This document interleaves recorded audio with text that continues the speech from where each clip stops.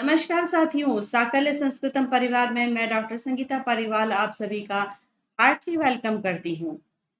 आप सभी को पता है संज्ञा प्रकरण हमारा पाठ्य बिंदु चल रहा है और इस टॉपिक के अंदर हम क्रमशः संस्कृत का सामान्य परिचय, व्याकरण का सामान्य परिचय, संस्कृत वर्णमाला 2 प्रकार से पढ़ चुके हैं। संस्कृत वर्णमाला में जो वर्ण लिखे हुए थे, बच्चों आप सभी को पता है वो लिपि रूप में थे, है ना? लेकिन अगर मैं आपसे पूछूं कि क्या ये कभी पहली बार ध्वनि रूप में उच्चारित हुए होंगे? हाँ, हम अभी बोल ही रहे हैं ना, किसी न किसी वर्ण को बोलते ही हैं, तो ये सभी वर्ण जो संस्कृत वर्णमाला में लिखे हुए पहली बार कभी न कभी ध्वनि रूप में उच्चारित हुए होंगे। तो इसके लिए हमें पढ़ना है क्या? उच्चारण स्थान टॉपिक को, राइट? तो बच्चों आज के इस सत्र में हम पढ़ने वाले हैं उच्चारण स्थानों को। संस्कृत वर्णमाला को पहली बार जब ध्वनि रूप में उच्चारित किया गया तो प्रत्येक वर्ण के अलग अलग से कुछ उच्चारण स्थान रहे होंगे। तो संस्कृत में कितने उच्चारण स्थान हैं, इन्हें कैसे पढ़ा जाता है, क्या विशेष बातें हैं जो प्रश्न के रूप में हमें पूछी जाती हैं और गलत विकल्पों में हमें उलझाया जाता है हर बार। लेकिन इस बार कुछ मैजिकल ट्रिक से, इस बार कुछ ट्रिकी तरीके से हम इस टॉपिक को पढ़ लेते हैं ताकि एक भी प्रश्न कभी भी हमारा गलत नहीं हो। ठीक है, आइए शुरू करते हैं। सबसे पहले बात करते हैं उच्चारण स्थान की परिभाषा। क्या होता है उच्चारण स्थान? उच्चारण स्थान का अर्थ होता है वह स्थल या वह स्थान जहां से पहली बार वर्ण ध्वनि रूप में प्रकाशित हुआ है। ठीक है, तो वर्णों का उत्पत्ति स्थल अथवा प्रथम प्रकाशन स्थल जो है उसको उच्चारण स्थान कहा जाता है। ठीक है, संस्कृत में सामान्यतः कुल उच्चारण स्थानों की संख्या 7 है। ठीक है, पाणिनीय शिक्षा में उच्चारण स्थान 8 माने गए हैं। तो बच्चों आप पहले 7 उच्चारण स्थानों की बात को पढ़ेंगे, फिर पाणिनीय शिक्षा में जो 8वां उच्चारण स्थान माना गया है इसकी बात हम बाद में करेंगे। ठीक है, ये 7 उच्चारण स्थान कौन कौन से हैं इसे हम देखते हैं यहाँ पर क्रमशः। सबसे पहले है कंठ, ठीक है, दूसरा तालु, तीसरा मूर्धा, चौथा दंत, पांचवा ओष्ठ, छठा नासिका, सातवां जिह्वा मूल। इसी क्रम से आपको ये सातों उच्चारण स्थानों को याद रखना है। एक बार फिर से बोलिएगा मेरे साथ में। कंठ, तालु, मूर्धा, दंत, ओष्ठ, नासिका और जिह्वा मूल, ये 7 उच्चारण स्थान है, मूल उच्चारण स्थान या संस्कृत में सामान्यतः उच्चारण स्थान। 7 कौन कौन से होते हैं ये आपके सामने अभी क्लियर है। ठीक है, सातों उच्चारण स्थानों में कौन कौन से वर्ण आएंगे बहुत ही मजेदार तरीके से आपको मैं बताने वाली हूँ शॉर्ट ट्रिक से। ठीक है, अब मैं आपको आगे लेकर जाऊं उससे पहले यहाँ पे बता देती हूँ कि पाणिनीय शिक्षा में इनके अतिरिक्त एक उरस उच्चारण स्थान भी स्वीकृत किया गया है। ठीक है बच्चों, थोड़ा थोड़ा आप लोगों को पता ही होगा कि कंठ क्या होता है, तालु मुख के अंदर होता है, मूर्धा जो हमारे मुख की बात है वो, दंत है ना, ओष्ठ, नासिका, जीवामूल, ये सभी हमारे स्वर तंत्रियों के कुछ भाग हैं। ठीक है, हमारे उच्चारण स्थान जो है ये शरीर के कुछ न कुछ भाग हैं। ठीक है, लेकिन ये उरस क्या है? अभी इन सभी सातों उच्चारण स्थानों में आने वाले वर्णों को तो हम देखेंगे ही, पर ये उरस क्या है इसकी बात हम करें। उरस, उरस होता है अंदर के भी अंदर, यानी कि दिल से, दिल की गहराइयों से जो हम बोलते हैं वह उच्चारण है, वह उच्चारण स्थान है उरस। ठीक है, तो सभी वर्ण जो होते हैं उनका उच्चारण स्थान उरस हो सकता है। अभी हमारे माइंड में क्वेश्चन आएगा कि उरस किसका उच्चारण स्थान है? उरस सभी वर्णों का उच्चारण स्थान होता है। ठीक है, यहाँ तक की बातें क्लियर हुई। अब हमारे माइंड में बहुत सारे क्वेश्चंस हैं कि ये जो 7 मूल उच्चारण स्थान है ये किसके लिए होते हैं, किन वर्णों के ये उच्चारण स्थान है। उरस की बात तो हमें समझ में आ गई है, लेकिन मूल उच्चारण स्थानों को हम कैसे याद रखें? आप लोगों ने कई बार पढ़ा भी होगा कि इनमें ये वर्ण आते हैं। बच्चों में यहाँ पे आपको थोड़ा सा लीक से हटकर एक बात बताना चाहती हूँ, जैसे कि आप फर्स्ट पेपर के लिए कभी हिस्ट्री पढ़ते होंगे, पॉलिटिक्स पढ़ते होंगे, बहुत सारे सब्जेक्ट्स को आप पढ़ते होंगे और वहाँ पे आपके टीचर्स आपको कोई शॉर्ट ट्रिक्स बताते हैं या फिर कभी हम चीज़ों को आसान करने के लिए शॉर्ट ट्रिक्स बना देते हैं, राइट? है ना? तो संस्कृत में भी शॉर्ट ट्रिक्स हमें देखनी होंगी, लेकिन ये शॉर्ट ट्रिक्स हमने बनानी नहीं है। ना तो ये मैंने बनाई है, ना आपको बनानी है। देखिए, ये शॉर्ट ट्रिक्स हमारे पूर्ववर्ती आचार्य कर चुके हैं, ये कार्य वह कर चुके हैं। संस्कृत में सूत्र ही शॉर्ट ट्रिक होते हैं। क्या कहा मैंने? सूत्र ही शॉर्ट ट्रिक हैं, है ना? तो सूत्रों को समझने की आवश्यकता है। एक एक उच्चारण स्थान के क्रमशः हम एक एक सूत्रों को देखेंगे, फिर उनके स्पष्टीकरण को समझेंगे कि इसमें कौन कौन से वर्ण आते हैं, राइट? चलिए, अब यहाँ पर हम ऊपर से नीचे की तरफ एक एक उच्चारण स्थान को लिख देते हैं।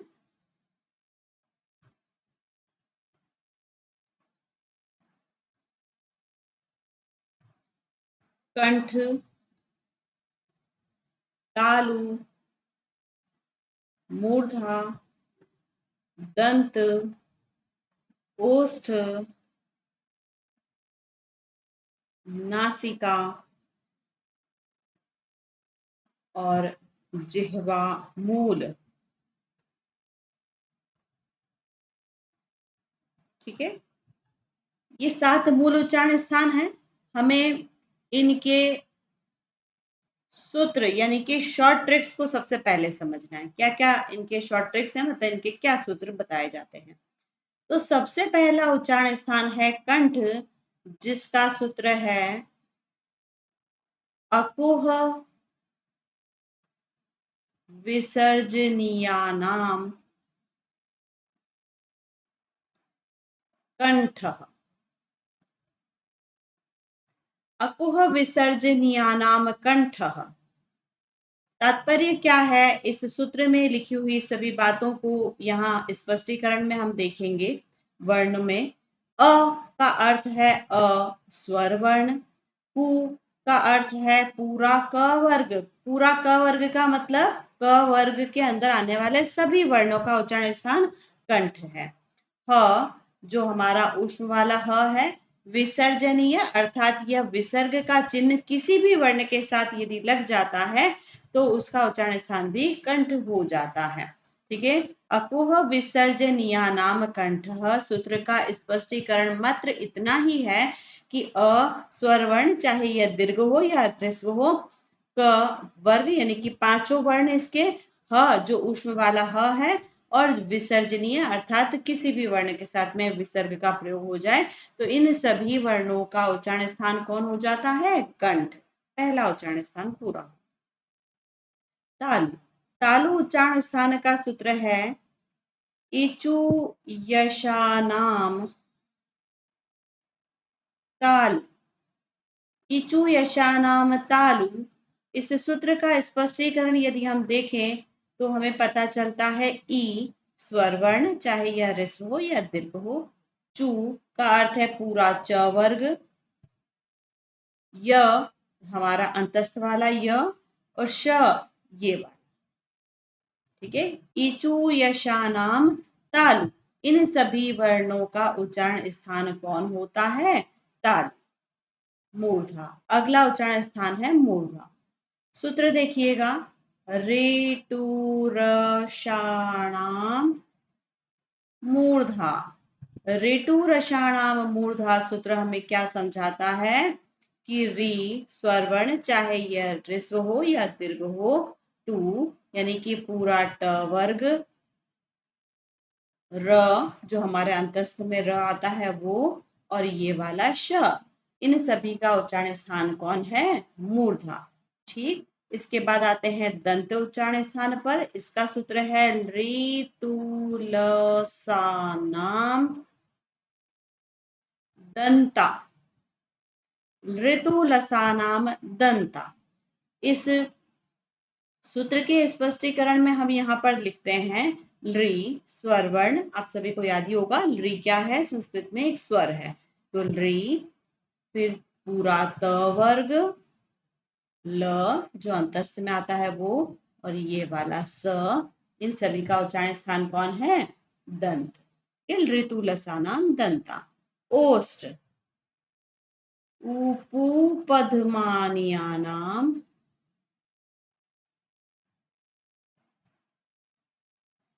ओष्ठ, उपूपधमानीयानाम ओष्ठ। इस सूत्र में आप देख पा रहे हैं, पहले पहले मैंने यहाँ पे लिखा है उपूपधमानीयानाम, यहाँ पर प पे दीर्घ मात्रा लग रही है। बच्चों, आप सभी संस्कृत के स्टूडेंट्स हैं, आप लोग संधि को अच्छे से समझते हैं। क्या यहाँ पर कोई संधि हुई है? हाँ, देखो, ये पहले पहले जो लिखा हुआ है, यहाँ पर लिखा हुआ है उ और उ और उपधमानी आना, ऐसे, ठीक है। पूरा नहीं लिख रही हूँ मैं, समझाने के लिए मैंने अलग अलग करके लिख दिया है। तो इस सूत्र का स्पष्टीकरण क्या हुआ कि उ स्वर वर्ण, चाहे यह ऋस्व हो चाहे दीर्घ हो, पु यानी कि पूरा प वर्ग, और उपधमानीय, अब क्या होते हैं उपधमानीय? मैं आपसे प्रश्न पूछूं तो आपको उत्तर आना चाहिए। उपधमानीय अर्थात प एवं फ से पूर्व अर्ध विसर्ग के चिन्ह लग जाएं तो इन्हें हम उपधमानी की संज्ञा देते हैं। ये हो गए हमारे उपधमानी वर्ण। इनका भी उच्चारण स्थान कौन हो जाएगा? ओष्ठ। तो उपधमानिया नाम ओष्ठ, इस सूत्र का स्पष्टीकरण आपने देखा। अब देखते हैं नासिका। नासिका उच्चारण स्थान में देखिए, मैं पहले लिखती हूँ य म अंग ण ना नाम नासिका। यम अंग ण ना नाम नासिका। सूत्र को देखते ही आपको पता चल रहा है कि सभी पंचम वर्णों का उच्चारण स्थान कौन है?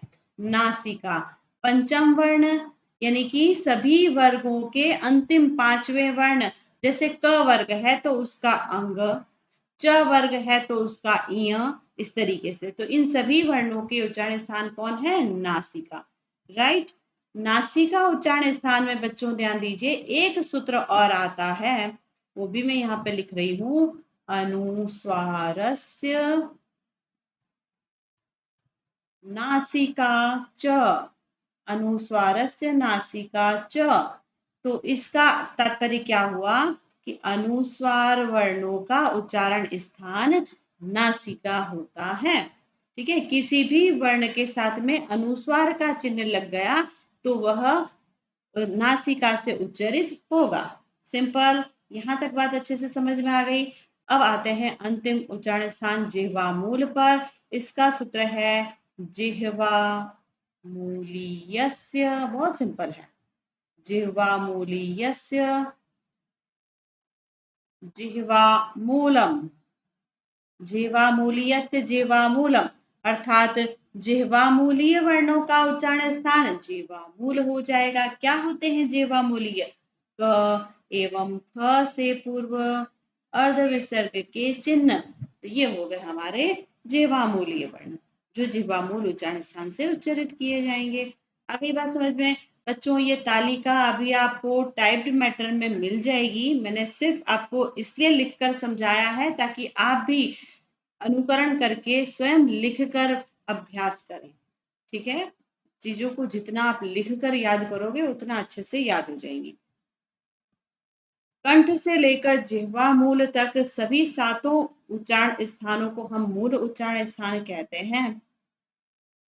और इनकी शॉर्ट ट्रिक यानी कि सूत्र आपको समझ में आ गए हैं। अब एक बार के लिए मेरे साथ में सभी उच्चारण स्थानों के इनके साथ में सूत्रों को बोलेंगे। ठीक है, पहला उच्चारण स्थान कंठ, तो इसका सूत्र है अकुह विसर्जनीय नाम कंठ। सूत्र को बोलते समय साथ में स्पष्टीकरण पर भी आपका ध्यान जाना चाहिए, यानी कि इनमें कौन कौन से वर्ण आते हैं, यहाँ पर भी ध्यान हो। ठीक है, तालु, इचु यशानाम तालु। मूर्धा, ऋटुरषाणाम मूर्धा। दंत, ऋतुलसानाम दंता। ओष्ठ, उपूपधमानीयानाम ओष्ठः। नासिका, दो सूत्र हैं, यम अंगणना नाम नासिका और अनुस्वारस्य नासिका च। जिह्वामूल, जिह्वामूलीयस्य जिह्वामूलम। ठीक है, यहाँ तक बात क्लियर हो गई। बहुत अच्छे से आप लोगों को समझ में आ गया है, लेकिन अभी बहुत सारी बातें बाकी हैं, हम उन पर भी चर्चा करेंगे। बच्चों आपके सामने ये स्लाइड है जहाँ पर सारी चीजें टाइप्ड मैटर में है। आपको अच्छे से समझ में आ जाएगा आप इसको देखोगे तो। लेकिन अभी के लिए हमें यहाँ पर समझना है कि क्या क्या चीजें विशेष हैं, है ना। क्या क्या वर्ण हो चुके हैं संस्कृत वर्णमाला आप लोगों को बहुत अच्छे से पता है।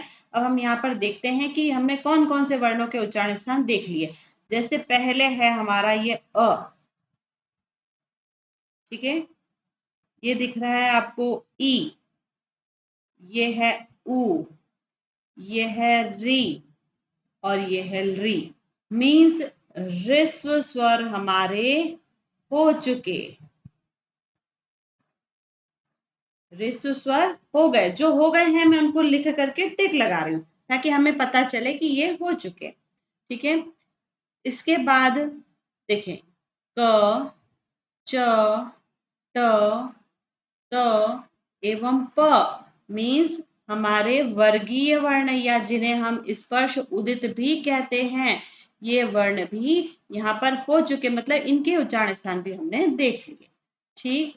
उसके बाद देखें ये श, श, स, ह, इसका मतलब ऊष्म भी हो गए, ऊष्म भी हो गए, सारे हो गए हैं, है ना।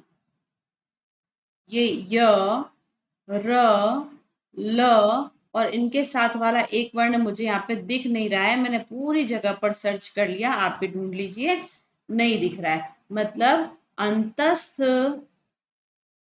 हो तो गए हैं लेकिन वह अभी बाकी है। ड्यू, यहाँ पर मैं लिख रही हूँ ड्यू, मतलब जो वर्ण अभी रह गए हैं जिसका उच्चारण स्थान मुझे यहाँ पे नहीं दिख रहा है, तो वह बाकी है। और देखो आपने अगर ह्रस्व स्वरों पर ध्यान दिया तो आपको याद आया होगा कि दीर्घ स्वर भी नहीं हुए हैं। दीर्घ दीर्घ स्वरों की बात भी अभी बाकी है। ठीक है।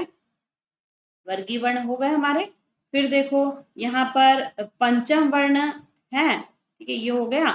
और ये है आपका विसर्ग, ये है अनुस्वार, ये है उपधमानीय, ये है जिह्वामूलीय। मीन्स अयोगवाह भी होगा। मैं समझाने के लिए यहाँ पे शॉर्ट में लिख रही हूँ, सबको अलग अलग नहीं लिख रहे हैं।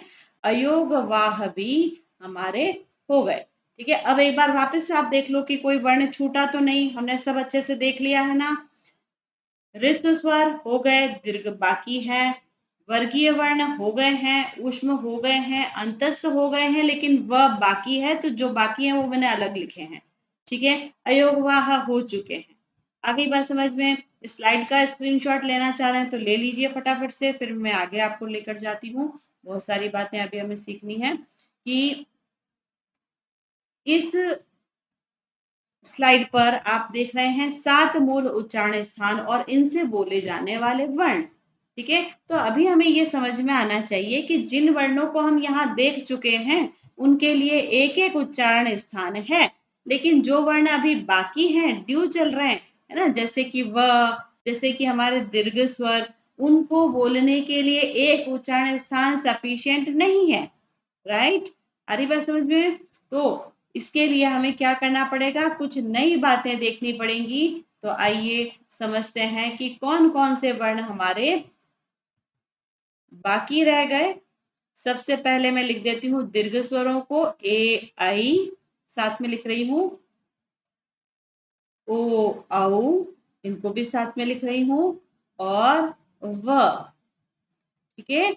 इन वर्णों को एक एक उच्चारण स्थान से बोला जाना संभव नहीं है, इसलिए ये हमें वहां पर नहीं दिखे। ठीक है। तो अब इनको हम कैसे बोलेंगे, इनके लिए क्या उच्चारण स्थान है, उसको बताने के लिए मैं यहाँ पर आपको पहले सूत्र बता देती हूँ। ए दई तौ कंठ तालु, ए दई तो कंठ तालु। ठीक है। अर्थात कंठ एवं तालु दो मिश्रित उच्चारण स्थान से बोला जाता है ए एवं ऐ को। ओ दौ तौ कंठोष्ठम, ओ दौ तौ कंठोष्ठम, अर्थात कंठ एवं ओष्ठ के सम्मिश्रण से, अर्थात दो उच्चारण स्थानों को मिश्रित करके बोला जाता है ओ एवं औ को। ठीक है। वकारस्य दंतोष्ठम, वकारस्य दंतोष्ठम अर्थात दंत एवं ओष्ठ के मिश्रण से दो उच्चारण स्थानों को मिला करके बोला जाता है व को। यहाँ तक बात क्लियर हो गई, अच्छे से समझ में आ गया होगा कि ए आई वर्णों के लिए ए दायित्व कंठ तालु सूत्र है, शॉर्ट ट्रिक है ना, ये सूत्र हमारे शॉर्ट ट्रिक्स होते हैं, तो ये आपको याद रखने हैं। ओ औ के लिए ओ दौ तौ कंठोष्ठम और व के लिए वकारस्य दंतोष्ठम, है ना। ये बातें हमें बहुत अच्छे से समझ में आ गई। अब ये अगर मैं पूछूं कि बच्चों ऐसे कितने वर्ण हैं जिनके लिए दो दो उच्चारण स्थान है, तो आपके सामने 5 वर्ण तो ये हैं। ठीक है, 5 वर्ण तो ये क्लियर हैं जिनके लिए दो दो उच्चारण स्थान है। ये ए और आई के लिए कंठ तालु, ओ औ के लिए कंठ ओष्ठ और व के लिए दंत ओष्ठ, है ना। लेकिन 5 और वर्ण हैं जिनके लिए भी दो दो उच्चारण स्थान होते हैं। तो कैसे, पहले हम उनको समझ लेते हैं। ये है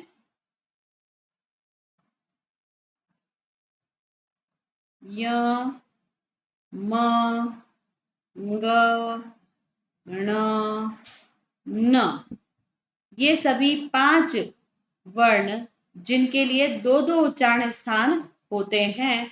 तो कैसे होते हैं, सबसे पहले तो आपको इन वर्णों को देखते ही याद आ गया होगा, यम अंगणानाम नासिका, अर्थात इन वर्णों के लिए एक उच्चारण स्थान तो फिक्स है, नासिका।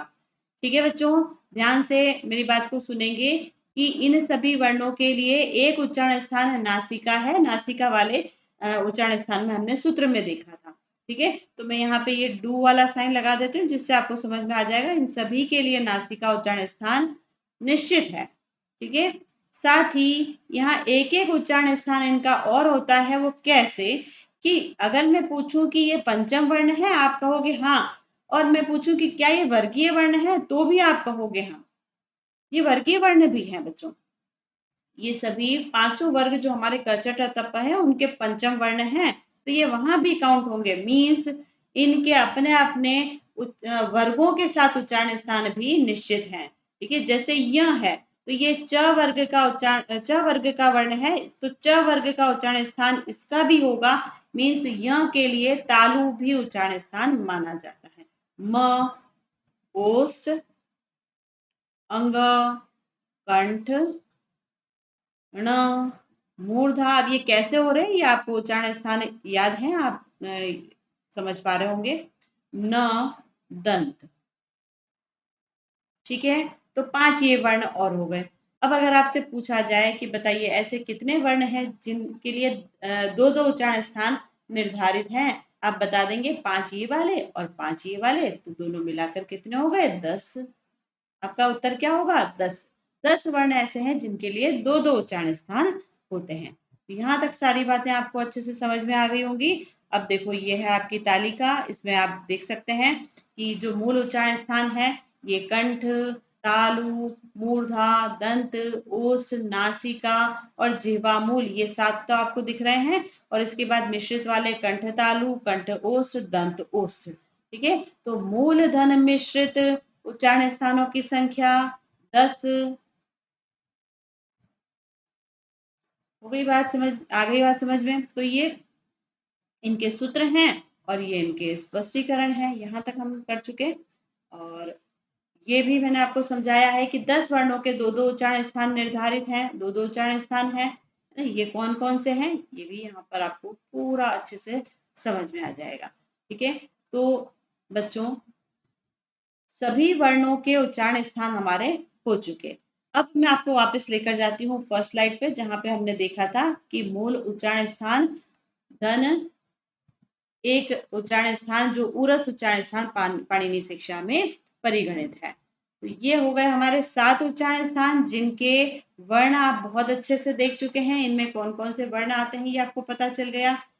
साथ ही उरस उच्चारण स्थान, अब अगर मैं पूछूं फिर से कि उरस उच्चारण स्थान किन वर्णों के लिए है। अब आपको समझ में आ जाएगा कि जितने भी वर्ण हमने अभी पढ़े, इन सभी में उन सब के लिए उरस उच्चारण स्थान होता है।